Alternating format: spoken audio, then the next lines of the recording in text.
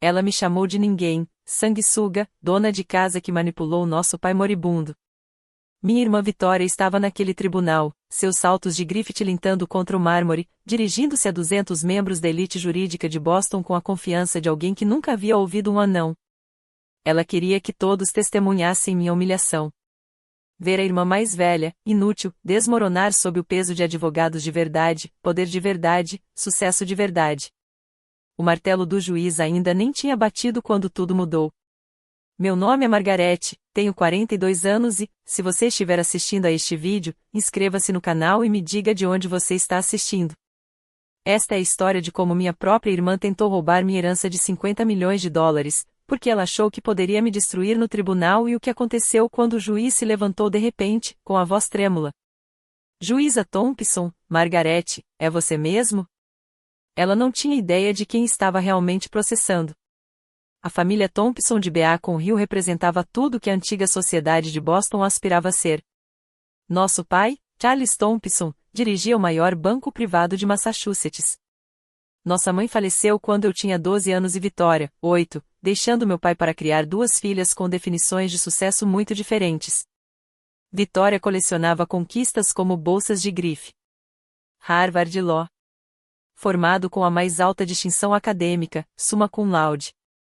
Editor da revista de Direito, recrutado por 3 escritórios de advocacia de renome antes da formatura.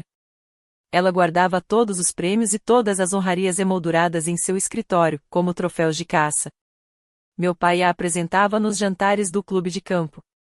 Minha filha Vitória é sócia sênior da Hayes & Associates. O orgulho em sua voz poderia preencher o Symphony Hall. E então havia eu. Margarete ajuda com a família, ele dizia, num tom mais suave, quase de desculpas. O que ele não mencionou, e que eu me certifiquei de que ele nunca mencionasse, foi que eu me formei em Direito pela Universidade de Yale 1 ano antes mesmo de Vitória fazer o exame USAT.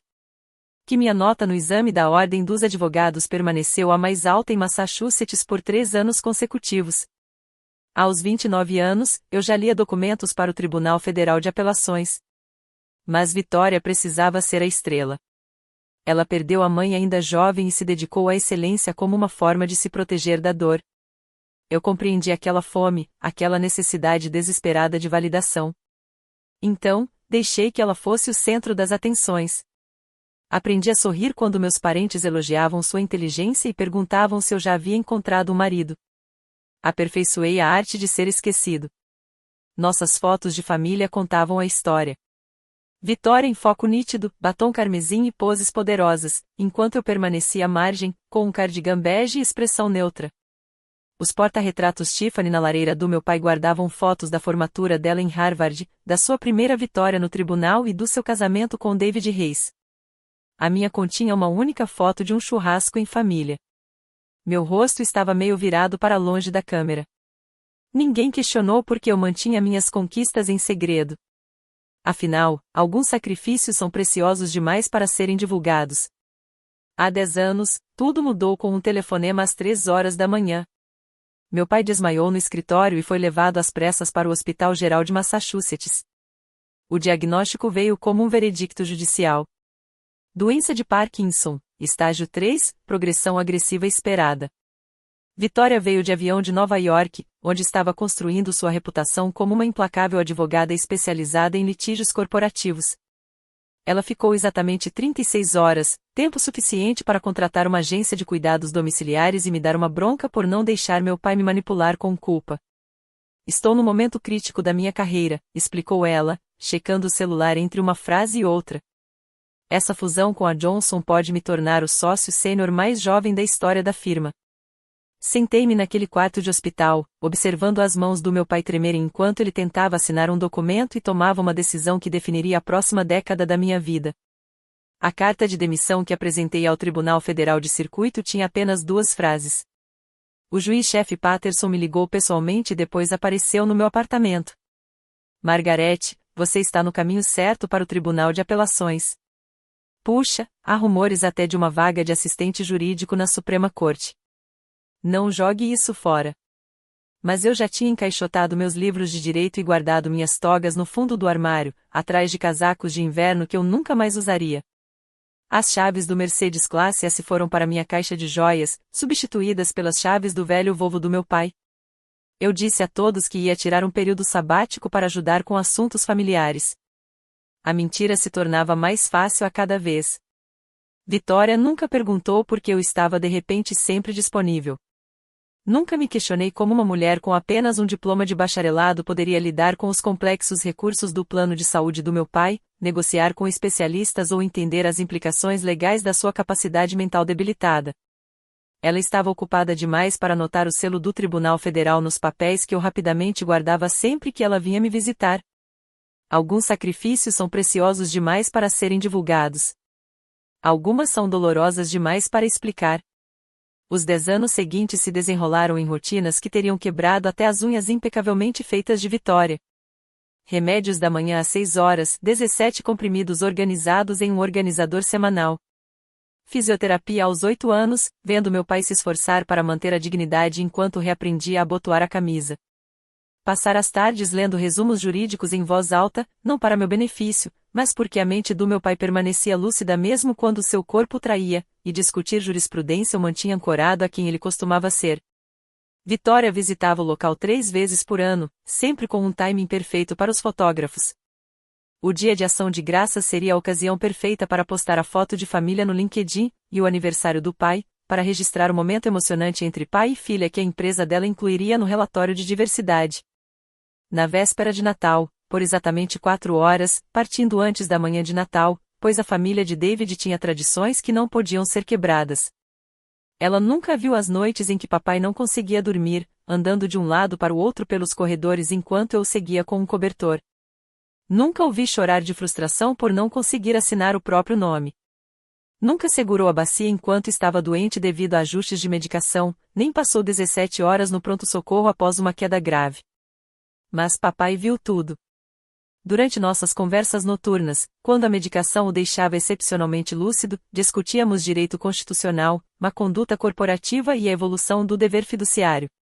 Você já deveria estar na Suprema Corte, disse-lhe certa vez, com a voz mais forte do que estivera em meses.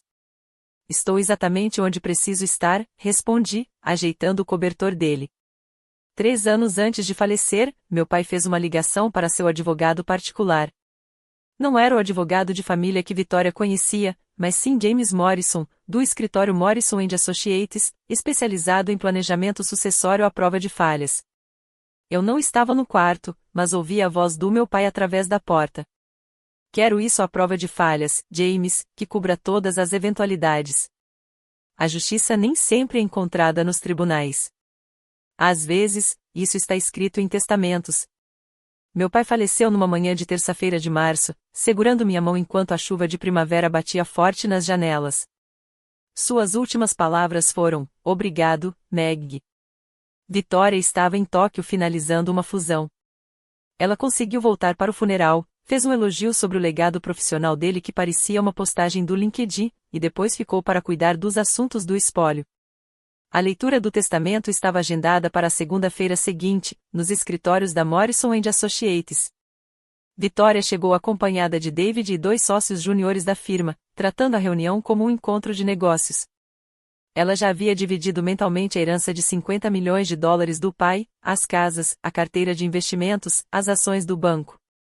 Margarete pode ficar com as joias da mamãe, e talvez com a casa de campo no Maine, disse ela a David durante o café da manhã, em voz alta o suficiente para eu ouvir. É justo, considerando que tenho carregado a reputação da família. James Morrison ajustou seus óculos de leitura e começou com o preâmbulo padrão. Então ele chegou ao artigo 3. A minha filha Margarete Thompson, deixa a totalidade do meu patrimônio remanescente, incluindo todos os bens imóveis, instrumentos financeiros e participações acionárias, avaliados em aproximadamente $50 milhões. O silêncio durou exatamente 3 segundos antes da pasta de David cair no chão.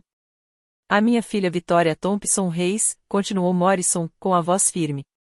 Deixa a quantia de $1 milhão sujeita às condições descritas no artigo 7, seção B. O rosto de Vitória oscilava entre confusão, raiva e, por fim, um cálculo frio. Isto é fraude, anunciou David, já de pé. Charles Thompson não era mentalmente competente. Minha esposa é sua filha bem-sucedida, não? Ele fez um gesto de desdém na minha direção. Uma dona de casa que nunca trabalhou um dia sequer na vida.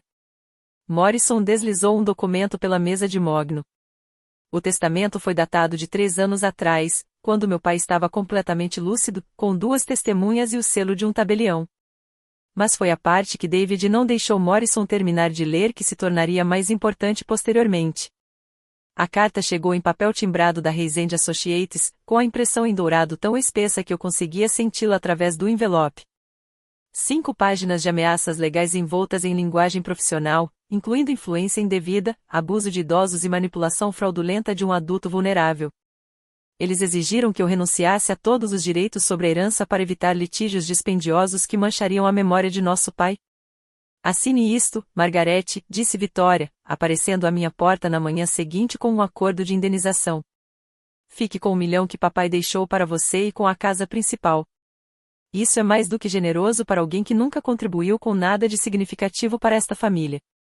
Preciso de tempo para analisar isso, eu disse, mantendo minha voz neutra. Analisar?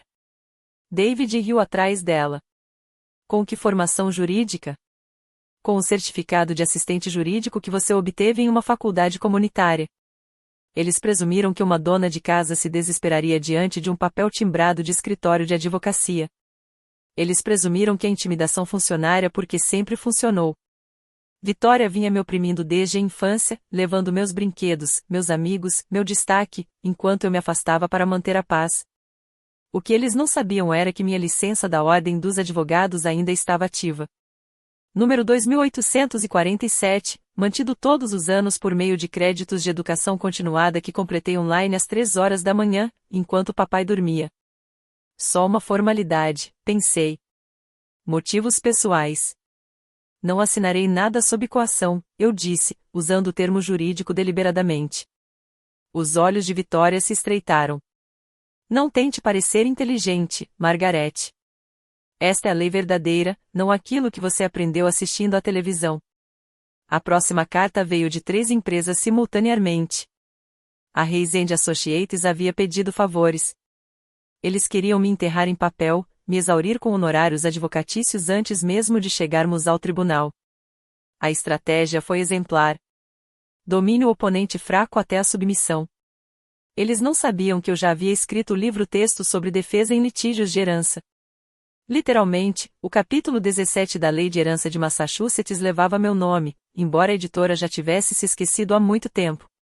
A campanha de Vitória começou no baile de gala da primavera do Brooklyn Country Club. Fiquei sabendo disso pela senhora Shane, que ouviu Vitória dando uma palestra perto do bar, cercada pelas esposas dos advogados de Boston. O pobre papai não era ele mesmo nesses últimos anos, disse Vitória, com a voz perfeitamente clara. Margarete aproveitou-se da confusão dele. Isso me parte o coração, mas que outra explicação haveria para ele deixar tudo para alguém que nem sequer terminou de usar seu diploma de direito? Na semana seguinte, eu não conseguia comprar mantimentos sem sentir olhares sobre mim. O contador da família parou de atender minhas ligações. Os amigos de golfe do meu pai atravessaram a rua para evitar conversas constrangedoras. David usou todas as suas conexões, garantindo que qualquer advogado a quem eu recorresse misteriosamente apresenta-se conflitos de interesse. Eles queriam me isolar, me deixar desesperado, pronto para me contentar com migalhas em vez de enfrentar a humilhação pública. Vitória postou fotos antigas no Instagram, ela com a toga de juíza da época em que participava de um tribunal simulado, e eu de avental no dia de ação de graças. A legenda dizia, saudades do papai e esperança de que a família possa se recuperar #planejamento patrimonial #família em primeiro lugar #justiça. Mas enquanto eles apresentavam seu espetáculo para a sociedade de Boston, eu fazia meus próprios preparativos em silêncio. Um único e-mail para um endereço que eu não usava há uma década. Robert, sou Margarete Thompson. Talvez eu precise comparecer ao seu tribunal em breve. Aviso justo. A resposta chegou em menos de 1 hora. Juiz Thompson. Eu me perguntava quando você reapareceria. A comunidade jurídica de Massachusetts tem uma memória longa. Imprimi aquele e-mail e o arquivei junto com os outros documentos que estava reunindo. Extratos bancários comprovando que minha procuração foi devidamente assinada. Registros médicos que documentam as avaliações cognitivas do meu pai. Todos demonstraram capacidade mental no momento da assinatura do testamento. E havia mais alguma coisa, algo que Vitória não sabia que existia. Um vídeo que meu pai gravou com Morrison, explicando suas decisões em detalhes dolorosos. O silêncio não é sinal de fraqueza. É uma questão de estratégia, e eu já vim elaborando estratégias há mais tempo do que eles imaginavam. O processo chegou numa quinta-feira, entregue em mãos por um oficial de justiça que parecia constrangido. 20 páginas de acusações exigindo um julgamento por júri foram apresentadas no Tribunal Superior do Condado de Suffolk. Mas Vitória havia feito uma jogada calculada. Ela solicitou que o processo fosse público em prol da transparência e para proteger outros idosos vulneráveis de exploração semelhante. Ela queria uma plateia para minha destruição. O processo judicial foi noticiado na seção de negócios do Boston Globe. Herdeira do setor bancário contesta testamento do pai, dizia a manchete, acompanhada de uma foto de Vitória em frente ao tribunal, usando óculos de sol de grife e demonstrando preocupação fingida. David havia reunido uma equipe de 5 advogados de 3 escritórios diferentes. Eles haviam reservado a sala de audiências número 1, a Câmara Histórica com 300 lugares na galeria, geralmente reservada para casos de significativo interesse público. Eu estava na minha cozinha lendo a denúncia, vestindo o mesmo moletom da Faculdade de Direito de Yale que eu havia escondido no meu armário por uma década, e tomei minha decisão. Eu me representaria. Você precisa de um advogado, disse a senhora Shen quando apareceu com a caçarola e demonstrando preocupação. O marido de Vitória conhece todos os juízes do condado. Vou ficar bem, eu disse, aceitando a caçarola com sincera gratidão. O que eu não disse foi que também conhecia aqueles juízes. Sentei-me ao lado deles em conferências judiciais, debati procedimentos com eles tomando café, conquistei o respeito deles por meio de decisões que ainda servem de precedente. Naquela época, eles me conheciam por um título diferente, um que inspirava reconhecimento imediato em qualquer tribunal de Massachusetts. Tirei minha velha pasta do armário, o couro macio pelo tempo, minhas iniciais quase legíveis. Thompson. Lá dentro, amarelados, mas ainda válidos, estavam minha identificação do Tribunal Federal, meu certificado da Ordem dos Advogados e uma fotografia da minha cerimônia de posse. O juiz-presidente Patterson apertando minha mão. O futuro é ilimitado. Eles queriam um espetáculo. Eu lhes faria justiça. Se você já foi subestimado, por causa dos sacrifícios que fez pela família, deixe um comentário abaixo. Às vezes, nossa maior força reside naquilo que escolhemos não mostrar. Clique no botão de inscrição para não perder a parte mais intensa, quando entrei naquele tribunal com 200 olhos esperando para me ver desmoronar. Acredite em mim, o que acontecerá a seguir lhe lembrará que a dignidade não precisa gritar para ser ouvida. O Tribunal número 1 do Tribunal Superior do Condado de Suffolk não via uma multidão como essa desde os julgamentos de corrupção do Big Dig. 200 lugares, todos ocupados. Vitória tinha se certificado disso. Sócios dos principais escritórios de advocacia de Boston, repórteres jurídicos e até mesmo estudantes de direito de Harvard tomando notas para suas aulas de ética. Isso seria uma aula magistral sobre como destruir um herdeiro fraudulento. Vitória chegou como uma verdadeira rainha em visita, com seu conjunto de tricô scented rosa coral que ficou lindo nas fotos. David ao lado dela, vestido com um tom Ford cor carvão, e sua equipe jurídica seguindo-os como um exército de estilistas. Eles ocuparam a mesa do autor da ação com uma coreografia ensaiada, as pastas abrindo-se em uníssono, o couro e o ouro captando a luz que entrava pelas janelas centenárias. Cheguei sozinha, carregando a mesma sacola de lona que usava para fazer compras no supermercado, vestindo o vestido azul marinho da minha mãe, de 1995. Os sussurros começaram imediatamente. Essa é ela. Ela não conseguiu nem contratar um advogado. Isso vai acabar em minutos. Então o juiz Robert Brennan entrou, e eu vi o exato momento em que o reconhecimento surgiu em seu rosto. Seu passo vacilou por um instante quando nossos olhares se encontraram. Há 12 anos, trabalhamos juntos no Comitê de Nomeações do Tribunal Federal de Apelações. Ele havia considerado minha opinião no caso Thompson versus Massachusetts como o raciocínio jurídico mais elegante que vira em uma década. Mas ele não disse nada, sentando-se sob o selo da Commonwealth, com uma expressão cuidadosamente neutra.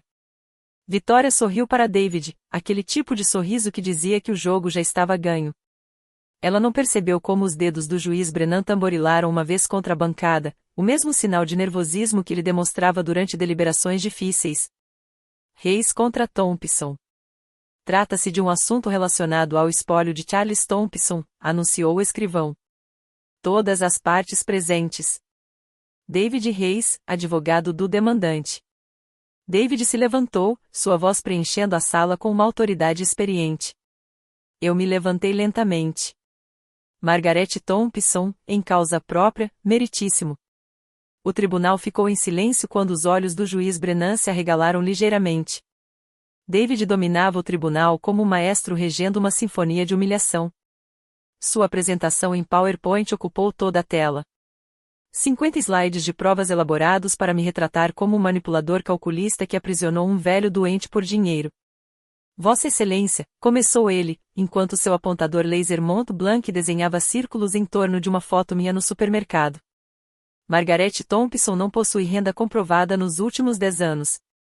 Sem histórico profissional, sem referências, e mesmo assim ela conseguiu convencer um homem com Parkinson em estágio avançado a lhe deixar 50 milhões de dólares. O slide 20 mostrava a Vitória em um evento beneficente, radiante e vitoriosa. O slide 21 mostrava-me de calças de moletom levando o lixo para fora. O contraste foi deliberado, cruel e eficaz. A plateia murmurou em sinal de apreço pela apresentação teatral. Vitória subiu ao banco das testemunhas com uma elegância prática, lenços de papel prontos para uso estratégico. Margaret isolou nosso pai, disse ela, com a voz embargada. Sempre que eu tentava visitá-lo, ela dizia que ele estava muito cansado, muito doente. Ela controlava os medicamentos dele, as visitas, todo o mundo dele, e nem sequer terminou de usar o diploma de direito. Que tipo de pessoa entra na faculdade de direito e depois simplesmente desiste? Objeção, eu disse baixinho. Especulação e caracterização inadequada. David deu um sorriso irônico. Meritíssimo, talvez alguém devesse explicar à Sra. Thompson que isto não é um programa de televisão. Aqui, seguimos os procedimentos legais vigentes. A plateia riu. Vitória enxugou os olhos com satisfação. O maxilar do juiz Brennan se contraiu quase imperceptivelmente. Retirei minha objeção, disse eu, fazendo uma anotação em meu bloco de notas. Deixe que eles esgotem suas munições primeiro. Durante 90 minutos, eles me pintaram como um parasita, um fracassado, um ninguém que roubou da filha de um herói de guerra. A multidão adorou, alguns até tirando fotos apesar da proibição do tribunal. Os seguidores de Vitória no Instagram se deliciariam com essa destruição. A apresentação final de David foi magnífica. Solicitamos que o tribunal invalide imediatamente este testamento fraudulento. A próxima testemunha de David foi a doutora Sarah Brennan, sem parentesco com o juiz, que havia avaliado o pai uma vez, há 5 anos. Ela testemunhou que apresentava sinais clássicos de declínio cognitivo, embora tenha admitido, durante meu breve interrogatório, que só havia passado 30 minutos com ele. Em seguida, apareceram 3 amigas de Vitória, cada uma testemunhando o quão estranho e controlador eu parecia nas festas de aniversário do meu pai. Margaret nunca deixava ninguém falar com Charles a sós, testemunhou Jennifer Walsh, colega de quarto de Vitória em Harvard. Foi profundamente preocupante. O ímpeto era inteiramente deles. Pude sentir a reação da galeria, passando da curiosidade à convicção. A pobre Vitória tenta salvar o legado do pai das garras da irmã predadora. Até mesmo os seguranças do tribunal pareciam me olhar com suspeita.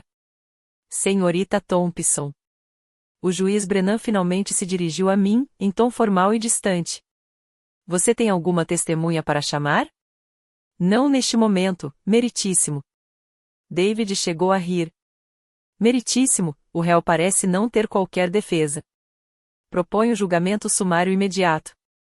Vitória sorriu triunfante, já enviando mensagens para alguém por baixo da mesa.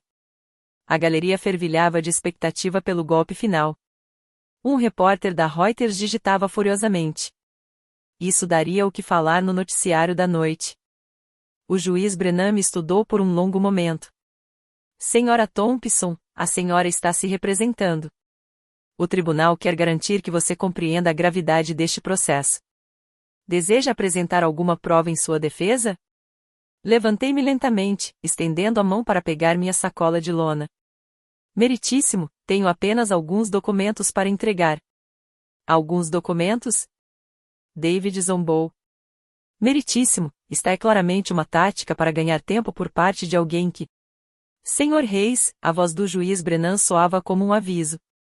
O réu tem o direito de apresentar provas. Peguei uma pasta de papel pardo com as bordas desgastadas. Meritíssimo, posso me aproximar? A verdade tem o momento perfeito, e o momento certo, como qualquer bom juiz sabe, é tudo. Vossa Excelência, posso me aproximar? Repeti, segurando a pasta de papel pardo. O juiz Brennan assentiu com a cabeça, e eu caminhei para a frente, com o vestido da minha mãe farfalhando no silêncio. A grade entre a galeria e a quadra me pareceu familiar sob a palma da mão. Eu já a atravessei milhares de vezes, mas nunca por este lado.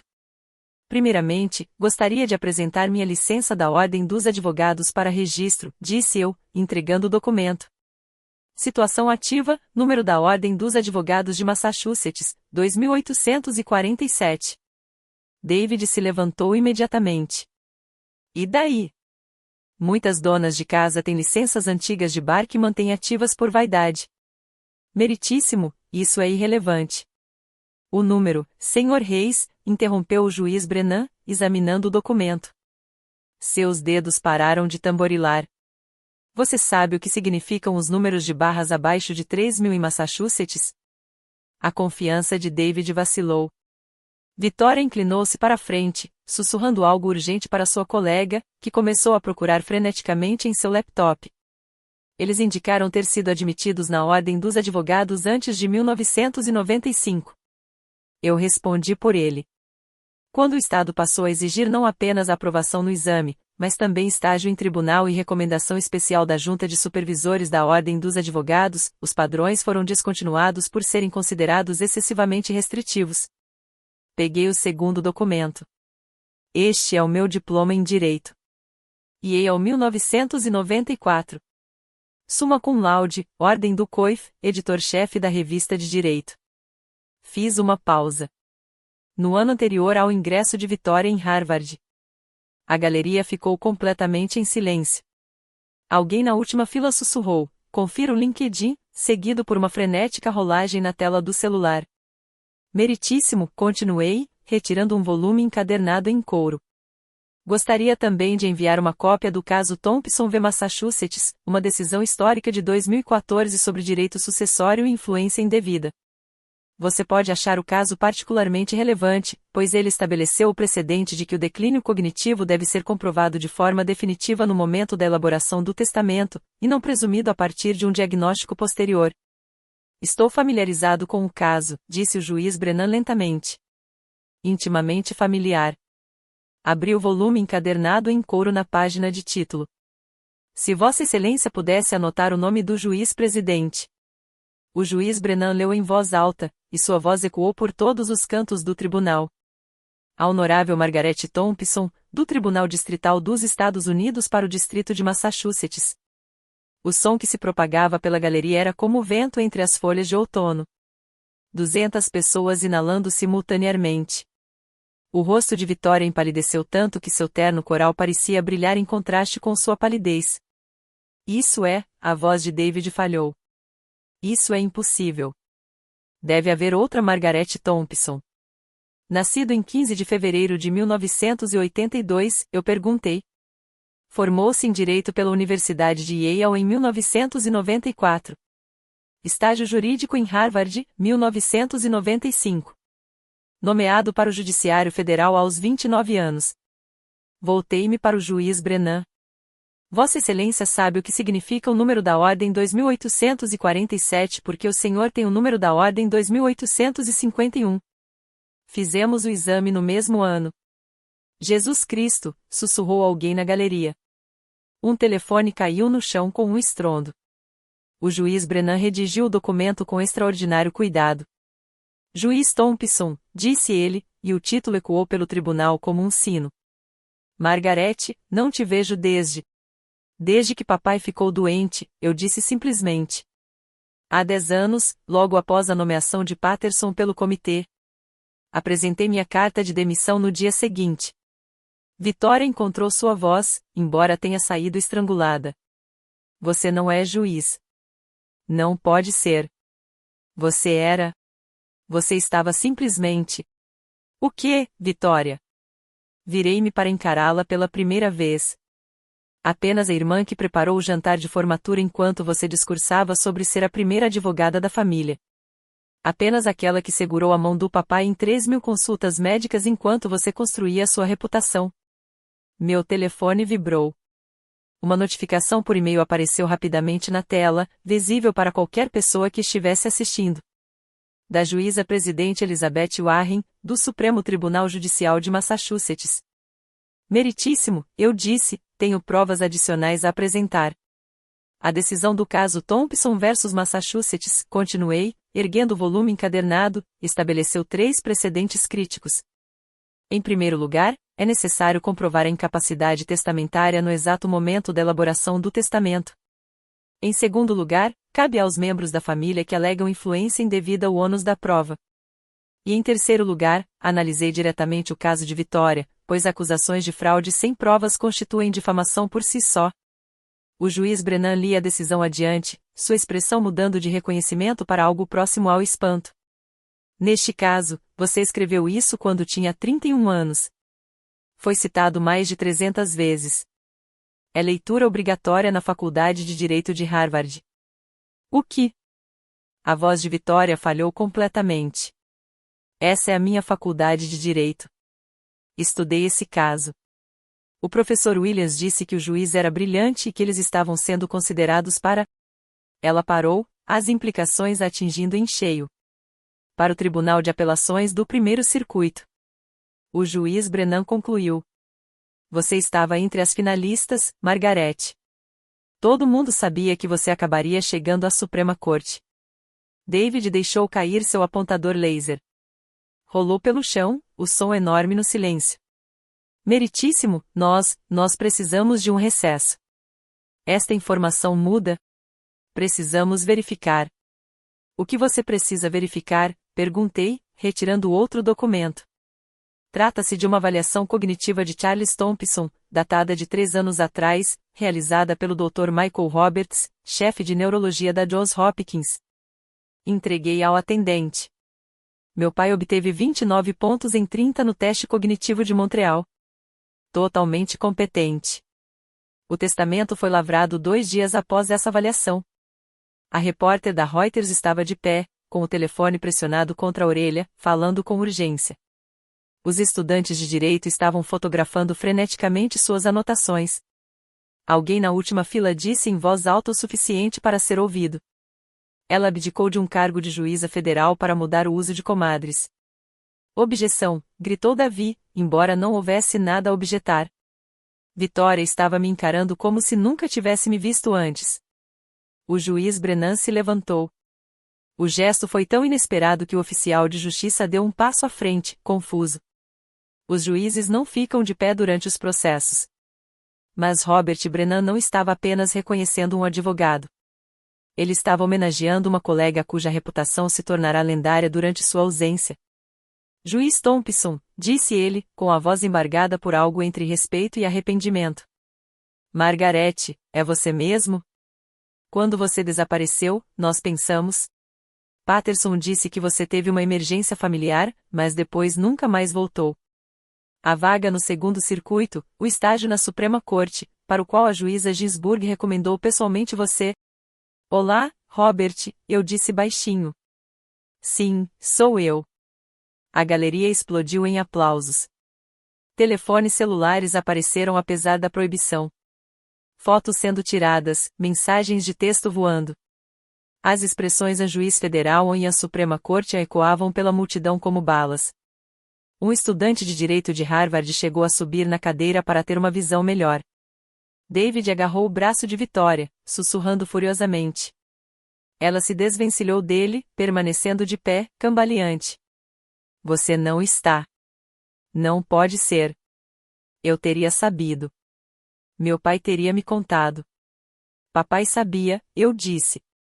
Ele sabia exatamente quem lhe lia os documentos todas as noites, quem discutia direito constitucional com ele às 3 horas da manhã, quando a dor o impedia de dormir, Quem usava sua experiência jurídica para conduzir seus recursos de saúde, seu planejamento patrimonial e seus últimos anos com dignidade. O juiz Brennan sentou-se lentamente, visivelmente abalado com a compostura. A comunidade jurídica de Massachusetts lamentou sua perda, Margaret. Sua decisão no caso Rodrigues versus Commonwealth ainda é considerada o padrão ouro para o raciocínio jurídico, e você simplesmente se retirou. Caminhei em direção a algo mais importante, eu disse, e então voltei a atenção para a quadra. Mas não é por isso que estou aqui hoje. Estou aqui porque minha irmã me acusou de fraude. Então, permita-me apresentar minha última prova. Peguei meu celular e o conectei ao sistema de exibição do tribunal. Um depoimento em vídeo do próprio Charles Thompson. Há 10 anos, eu era o juiz federal mais jovem da história de Massachusetts. Comecei, com a minha voz a ecoar claramente pelo tribunal atônito. Nomeado aos 29 anos, após trabalhar como assistente do juiz Patterson. Eu tive uma trajetória com a qual a maioria dos advogados sonha. Tribunal de Apelações do Segundo Circuito, possível estágio na Suprema Corte, talvez até mesmo na própria Suprema Corte algum dia. Peguei uma fotografia da minha pasta. Eu apertando a mão da juíza Ruth Bader Ginsburg na minha cerimônia de posse. A juíza Ginsburg escreveu pessoalmente minha carta de recomendação. Ela me chamou de o futuro do pensamento jurídico progressista. Vitória afundou na cadeira, seu traje Saint John de repente parecendo uma armadura de fantasia que a havia decepcionado. Então papai ficou doente. Continuei. Doença de Parkinson avançada, progressão agressiva. Vitória estava em Nova York para se tornar sócia sênior. Ela fez a visita 3 vezes naquele primeiro ano. Observei meu pai tentar abotoar a camisa por 40 minutos, recusando ajuda porque não queria ser um incômodo. Foi então que fiz a minha escolha. Você podia ter contratado ajuda, interrompeu David, sem muita convicção. Use seu salário para... Eu poderia ter concordado. Mas papai não precisava de um funcionário. Ele precisava de família. Ele precisava de alguém que entendesse que sua mente ainda era brilhante, mesmo com as falhas do seu corpo. Alguém que pudesse discutir seus casos, ajudá-lo a se sentir valorizado, conectado ao mundo que ele construiu. Olhei para a galeria, reconhecendo vários juízes aposentados, antigos colegas. O poder não se resume a títulos ou posições. Trata-se de escolhas. Eu escolhi o papai. Optei por 10 anos de horários de medicação, fisioterapia e noites sem dormir. Optei por deixar Vitória ter o destaque que ela tanto precisava após perder a mãe. Escolhi ser esquecido por todos nesta sala. A voz do juiz Brennan estava rouca. Margaret, eu não fazia ideia. Se soubéssemos, você teria tentado me dissuadir, e talvez até tivesse conseguido. Foi por isso que desapareci completamente. A tela da sala do tribunal acendeu. Meu pai apareceu, sentado em seu escritório, há 3 anos. Suas mãos apresentavam um leve tremor, mas seus olhos estavam atentos, alertas e totalmente presentes.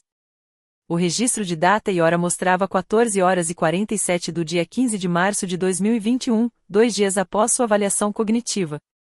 Meu nome é Charles Benjamin Thompson, começou ele, com voz firme.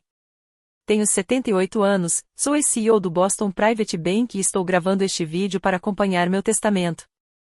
Vitória fez um som como se tivesse levado um soco. Estou em pleno gozo das minhas faculdades mentais, conforme atestado pelo Dr. Roberts da Johns Hopkins. Faço esta gravação livremente, sem coação, na presença do meu advogado James Morrison e de sua associada Patricia Shen como testemunhas. A câmera fez um breve movimento panorâmico para mostrar os 2 advogados assentindo com a cabeça. Meu pai continuou, há 10 anos, minha filha Margaret renunciou ao cargo de juíza federal para cuidar de mim. Ela nunca me disse, mas eu sabia. Eu tinha amigos no tribunal.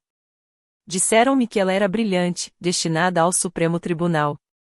Em vez disso, ela optou por passar as noites lendo relatórios para mim, os dias administrando meus medicamentos, sacrificando sua carreira no altar do dever familiar. Sua voz falhou ligeiramente. Vitória fazia visitas quando lhe era conveniente. Ela mandou flores, contratou enfermeiras que eu não queria e postou fotos da filha dedicada nas redes sociais. Mas Margarete segurou minha mão durante cada convulsão, em cada momento de terror em que eu não conseguia me lembrar do meu próprio nome. Ela abdicou de tudo e nunca reclamou nem contou a ninguém o que havia sacrificado. Papai olhou diretamente para a câmera. Deixo minha herança para Margarete não porque Vitória não a mereça, mas porque Margarete já pagou com 10 anos de sua vida. O $1.000.000 que deixo para Vitória vem acompanhado do meu amor, mas também da minha esperança de que ela entenda. Algumas coisas valem mais do que dinheiro ou status. Sacrifícios silenciosos muitas vezes passam despercebidos até que seja tarde demais. Se você se identificou com essa história, se já viu alguém confundir sua gentileza com fraqueza, por favor, compartilhe este vídeo com alguém que precise ouvi-lo. E não se esqueça de se inscrever, porque o que acontece a seguir? A cláusula secreta no testamento do meu pai, que Vitória acionou ao me processar, muda tudo. Às vezes, a melhor vingança não é vingança nenhuma. É a justiça escrita de antemão. Abri um e-mail no meu celular e o projetei na tela do tribunal. O selo do Supremo Tribunal Judicial preenchia a tela, seguido pela mensagem que havia chegado durante o depoimento de Vitória. Da juíza presidente Elizabeth Warren, do Supremo Tribunal Judicial de Massachusetts, para a Honorável Margarete Thompson. Data: hoje, 11h47. Prezada Margarete, ficamos sabendo que você comparecerá hoje ao Tribunal Superior de Suffolk. Bob Brennan ligou durante o recreio. Ele estava tremendo quando te reconheceu. Mantivemos sua vaga no primeiro circuito em aberto por 3 anos, na esperança de que você pudesse retornar. Patterson nunca aceitou sua demissão, apenas lhe concedeu licença familiar por tempo indeterminado. A comunidade jurídica acompanhou o caso Thompson v Massachusetts e suas outras decisões por meio de citações e artigos em revistas jurídicas. Sua ausência deixou um vazio que nunca conseguimos preencher. Se você estiver pronto para retornar, nós estamos prontos para recebê-lo de volta. O juramento que você fez não expira, Margarete. Nem o nosso respeito pelo seu sacrifício. Com profunda admiração. Elizabeth Warren, chefe de justiça. O silêncio na sala do tribunal era tão grande que eu conseguia ouvir os dedos da repórter judicial paralisados sobre as teclas. Um ex-procurador-geral do estado, presente na galeria, sussurrou: "Meu Deus, eles a mantiveram no cargo por 13 anos." Vitória estava chorando naquele momento. Lágrimas verdadeiras, não as estratégicas de antes. Você era um juiz federal, um de verdade, e abdicou do cargo pelo papai. Abandonei o emprego por causa da família, corrigi. A mesma família que agora está me processando por fraude. David tentou uma última vez, num ato desesperado. Isso não altera nada do ponto de vista legal. O testamento ainda pode ser contestado com base nos seguintes motivos. Senhor Reis, interrompi, retirando o último documento. Antes de prosseguir, você deve saber sobre o artigo 7, seção B do testamento, a cláusula de não contestação que sua esposa acionou ao entrar com este processo. As mãos de Vitória tremiam enquanto ela estendia a mão para pegar a jarra de água. Ela errou o alvo, fazendo-o cair no chão. O som ecoou pelo tribunal como o de um martelo. Eu não sabia, sussurrou ela, com a voz quase inaudível mesmo com a acústica do tribunal. Margarete, eu não sabia nada disso. Você estava simplesmente... Você estava sempre ali na cozinha, no quarto do papai, em segundo plano. David tentou salvar alguma coisa, qualquer coisa. Meritíssimo, tudo isso é muito comovente, mas minha cliente nunca foi informada sobre a carreira anterior de sua irmã. Essa ocultação em si poderia ser considerada... O que, David? Virei-me para encará-lo diretamente. Fraude? Eu nunca menti. Vitória nunca perguntou. Ela nunca questionou como eu conseguia ler os prontuários médicos do meu pai, lidar com recursos de seguro e entender as implicações legais de cada documento. Ela estava ocupada demais postando stories no Instagram sobre ser uma pessoa bem-sucedida que construiu sua própria carreira para perceber que outra pessoa havia se destruído por causa do pai dela.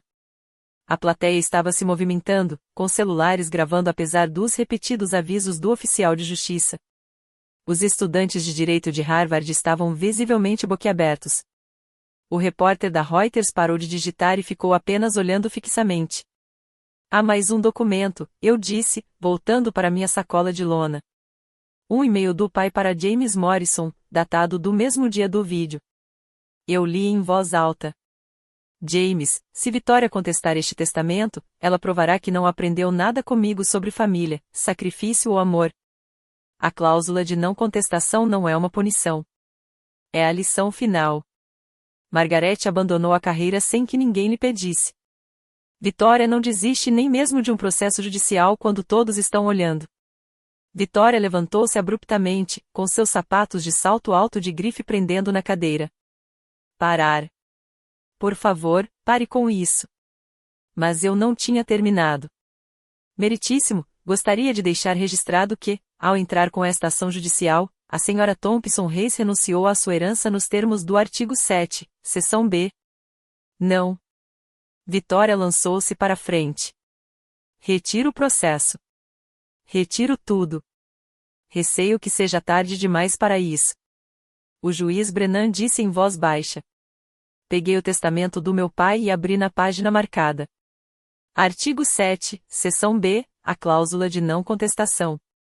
Qualquer beneficiário que, direta ou indiretamente, conteste este testamento, questione a capacidade mental do testador ou alegue influência indevida sobre qualquer outro beneficiário, perderá todos os direitos à herança, incluindo especificamente $1 milhão reservado para Vitória Thompson Reis.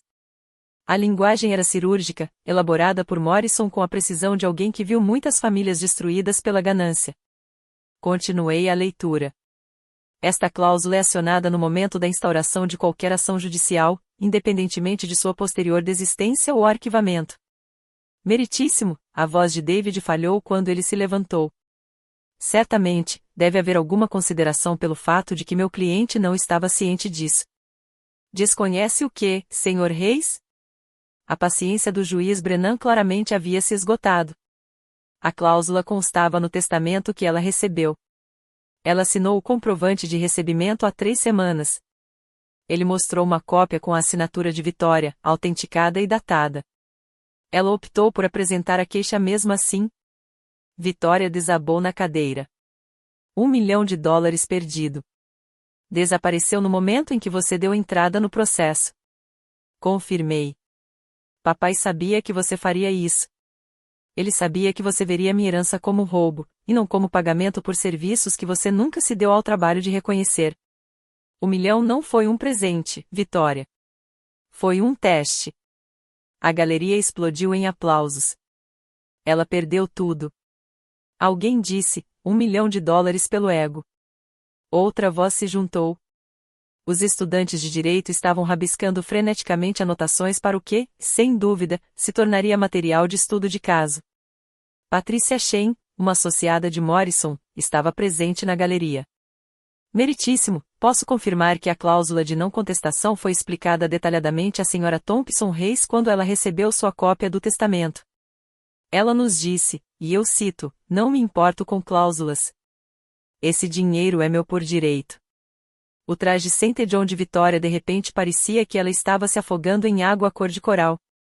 O juiz Brennan ajeitou suas vestes, e sua voz assumiu a cadência formal de um pronunciamento judicial. Com base nas provas apresentadas, este tribunal não encontra motivos para impugnar o último testamento de Charles Benjamin Thompson. O testador era comprovadamente capaz no momento da assinatura do testamento. As alegações de influência indevida não só não têm fundamento, como são contraditas por provas claras. Ele fez uma pausa, olhando diretamente para Vitória. Além disso, este tribunal reconhece que Margaret Thompson, ex-juíza federal que sacrificou uma carreira extraordinária para cuidar de seu pai, foi submetida a humilhação pública e acusações infundadas de fraude. A cláusula de não contestação, tendo sido acionada pela petição inicial do autor, fica, por este meio, em vigor. O martelo bateu com um tom definitivo. O processo do autor é indeferido com resolução de mérito. Os bens de Charles Thompson serão distribuídos de acordo com os termos de seu testamento, com a exceção de que Vitória Thompson Reis perde todos os direitos de herança conforme especificado no artigo 7, seção B. Meritíssimo, David fez uma última tentativa desesperada. Somente os honorários advocatícios para este caso são sua responsabilidade, Sr. Reis, interrompeu o juiz Brennan. Você entrou com um processo frívolo sem a devida investigação. Pelos meus cálculos, você envolveu 5 advogados, 3 escritórios de advocacia e aproximadamente 200 horas faturáveis. Considerando as tarifas do seu escritório, isso representa aproximadamente $500.000 em honorários advocatícios. Espero que seu seguro contra erros médicos esteja em dia. Vitória soltou um som entre um soluço e uma risada. $500.000, David. Não podemos. Além disso, o juiz Brennan prosseguiu, dada a natureza pública destes procedimentos, que o autor solicitou especificamente, esta decisão será registrada em ata pública. A Ordem dos Advogados de Massachusetts será notificada sobre a conduta demonstrada aqui hoje. O rosto de David passou de vermelho para branco e depois para cinza em questão de 3 segundos. Um sócio-gerente que acabará de perder um caso de grande repercussão com base em 0 provas. Sua trajetória profissional havia acabado de sofrer uma reviravolta espetacular. As portas do tribunal ainda nem tinham se fechado quando o efeito dominó começou. O telefone de David ficou repleto de ligações. Eu conseguia ver os nomes piscando. Sócio-gerente, comitê executivo, equipe de gestão de crises de relações públicas. Ele tentou silenciá-lo às apalpadelas, deixando-o cair 2 vezes. Uma mulher estava de pé na galeria. Judith Blackstone, sócia sênior da Blackstone & Associates, uma das maiores clientes de Vitória. Senhora Reis, à luz das revelações de hoje, iremos rever nosso contrato de representação. Ela saiu sem esperar por uma resposta. Mais 2 clientes a seguiram até a saída. O repórter da Reuters já estava transmitindo ao vivo dos degraus do tribunal. Em uma reviravolta extraordinária, o que começou como uma amarga disputa de herança revelou que a ré, Margaret Thompson, é na verdade a ex-juíza federal Margaret Thompson, que abdicou de uma carreira na Suprema Corte para cuidar de seu pai doente. O celular de Vitória vibrou com notificações. Seu rosto se contorceu enquanto ela os lia. O comitê de parcerias quer uma reunião de emergência, ela sussurrou para David. Estão questionando meu julgamento, minha ética. Eu também, murmurou David, lendo suas próprias mensagens. Estão discutindo se isso constitui conduta imprópria para um sócio-gerente. Da galeria, uma voz gritou. Um dos estudantes de direito de Harvard. Juiz Thompson, o senhor consideraria dar uma palestra sobre ética judicial? Outra voz. Juiz Thompson, posição do primeiro circuito. Você aceita? Mas eu não estava olhando para eles. Eu estava observando Vitória, minha irmãzinha, que construiu toda a sua identidade em torno do papel de bem-sucedida, a escolhida, a filha que deixava o pai orgulhoso. Ela parecia menor agora, sua armadura de grife rachada, revelando a menina assustada de 8 anos que perderá a mãe cedo demais.